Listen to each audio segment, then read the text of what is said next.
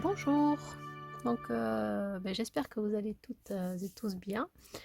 Comme promis, j'essaye de vous faire des petits tutos. Là, j'ai eu envie d'un petit tuto un peu spécial. En fait, j'avais un petit cadeau à faire à une personne que j'apprécie énormément. Et en fait, il y en a un petit peu ras-le-bol de tout ce qui se passe, etc. Et ça m'a fait penser à un slogan d'un bonbon de quand j'étais petite. Et j'ai envie de faire une petite boîte là-dessus et de rigoler un peu pour sortir un petit peu de toute cette morosité et, euh, et ce contexte qui est quand même très pesant. Donc je lui ai fait une petite boîte. Donc je ne sais pas si vous allez pouvoir, je pense que celles qui sont de ma génération reconnaîtront assez facilement. C'est une petite boîte pour lui cacher des petits malabars, parce que quand il y en a marre, on a malabar. Voilà.